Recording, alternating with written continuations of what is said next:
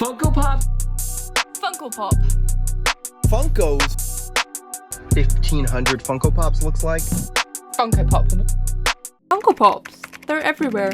But what are they? Funko Pops are collectible vinyl figurines of characters from pop culture, movies, and real life. Literally, think of any fandom from Star Wars to, well, most likely anything. And there's probably a Funko Pop for your favourite character or celebrity. The first Funko Pop figurines debuted at the 2010 San Diego Comic-Con, where they were originally known as the Funko Force 2.0. This featured DC comic characters, Batman, and Green Lantern. Funko Pops have become popular around the world since their rise to fame in 2010. I mean, Funko Pops have literally travelled around the world in a Funko produced miniseries where hosts toured countries and their capital cities, showing off the landmarks, the culture, and of course, the pops. Now, back to the UK. You can buy Funko Pops from pretty much every shop, from the obvious places like Smith Toy Stores, but even Curry's PC World, just in case you wanted to grab a few collectibles to go with your new washing machine. If you yourself don't own a Funko Pop, you probably at least know one person who does. My collection only consists of 2, but my sister's? I'll speak on that later. So, when and why did Funko Pops become so popular? Are they a product of overconsumption? And ultimately, what is their purpose? Funko Pop's journey began in 1998 when Mike Becker founded the company. The business started when he could not find an affordable big boy mascot collectible. And what's a better way to get one than making it yourself? Talk about DIY. He then sold these in the restaurant and did the same with Sparky's, which sold out in one day. Then Funko went on to create bobbleheads such as Austin Powers, which sparked the start of the Wacky Wobblers collection. These bobbleheads are really what started Funko and made them known, as there was a collection of multiple characters. These bobbleheads had a different look from the iconic design of the Funko Pops we know now. Their cute cartoonish look with their big eyes and big head. There's one thing Funko Pops don't have in common with every other bobblehead. Their heads don't bobble. And as of 2023, there are over 13,000 different pop figurines, and to this day in 2025, Funko are still releasing new figurines on a daily basis. Another one. Another one. Another one. Funko Pops are typically released in fandom sets. They also release exclusive Pops and limited editions. These exclusive Pops are still relatively affordable, costing around £18, and the normal Funko Pops are around £13. After the release of the Funko Force 2.0 at Comic-Con 2011, Funko Pop began selling the current Funko Pop vinyl figurines, and by 2012 the company had sold more than $20 million worth of merchandise. Apart from these Funko Pop heads, Funko also sell other merchandise such as pins, apparel, and their Loungefly bags, which are famously sold at Disney. They've also had a documentary called Making Fun: The Story of Funko, a travel series, and a new video game called Funko Fusion.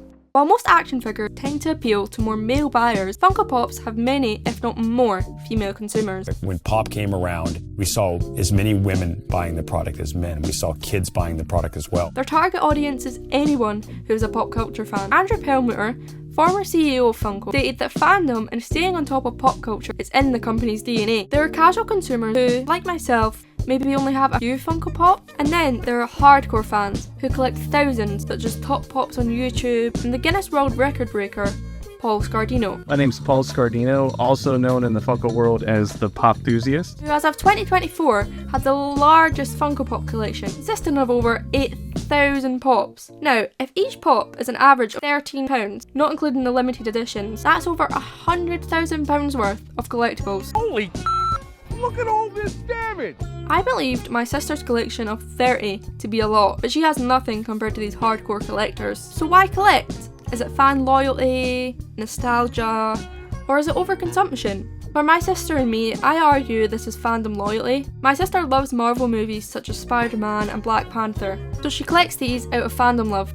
Some people may collect Funkos for the joy of completing a set, having all the Funkos from one movie. This can be said for my sister as well. She aims to collect all the characters from movies she likes, and she gets joy out of having multiple of the same Spider-Man.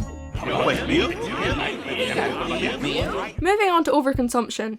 This essentially means consuming resources that we cannot replenish, or that cannot sustain themselves, which ends up harming the planet.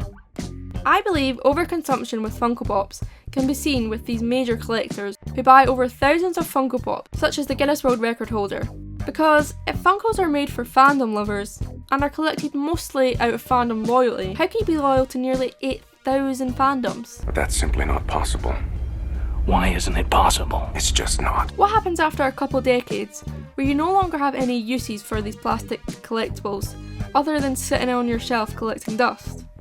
They are most likely going to get thrown away, and Yale University states that 40 million toys are discarded into French landfills annually, and worldwide toys make up for 6% of all landfill plastics, burning 300 million gallons of gas. And around 2022, Funko had excess inventory and dumped at least $30 million worth of production into a landfill. Where are we now? In a garbage truck on the way to the dump. So then, what are Funko Pop's purpose? Are Funkos art, just a collectible, or a glorified piece of plastic cleverly disguised as a cash grab? You could argue that Funko Pops are a form of artistic expression and a minimalist reinterpretation of beloved characters from pop culture, and their iconic design is a style that has been used to represent loads of franchises, making this its own art style. Funko have also managed to monetize nostalgia through their pops, whether it's a character from a childhood TV show, a Marvel superhero, or a character has 2 lines. It's clear that if there's a fan base, there's a Funko Pop. I will give Funko their credit where it's due. In their own plasticky way, pop heads have become a miniature time capsule. They are a brilliant way to preserve pop culture history. They're like little memorials to our favourite shows and moments, frozen in time just with a cute bobblehead aesthetic. And decades from now, a dusty bookshelf full of Funkos could probably tell a historian exactly which TV shows we're obsessed with every year from 2011. These collectibles, in a way, are time capsules, which is something that Funko prioritise. They prioritise nostalgia, and nostalgia is one of the aspects that they sell on the most. They want to buy what their mothers and fathers threw out. They want to buy what they remember when they were younger. That's the whole thing about the nostalgia. That's the whole thing about collecting. Now, are Funko Pops a good investment money-wise? Not really. Some Funkos, such as the limited editions and exclusives, do shoot up in price online. However, the vast majority are not going to be funding your retirement. They are most likely going to end up in landfill because no one wants to even pay £1 for an old plastic toy. And once the trend dies down, I think we'll see a lot of bobbleheads rolling down to the dump sometime soon. Unlike other collectible toys such as Sunny Angels, which have started to quickly become boring, No, your wall of what looks like 500 naked toy dolls. Oh, those are my Sunny Angels. caused by their appeal only being their cuteness, Funko have a different strategy. Pure fandom power. Music, TV shows, even fast food mascots, Funko have popified it. And since there's always new fandoms being created, there's always going to be a new audience.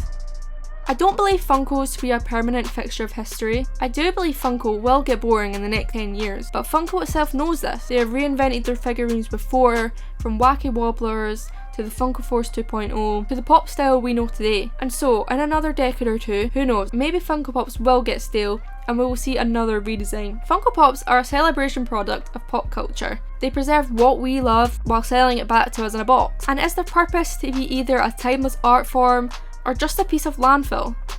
Well, maybe a little bit of both. And for now, they are still selling everywhere, still producing multiple, and still making us say, okay, maybe I'll buy just one more.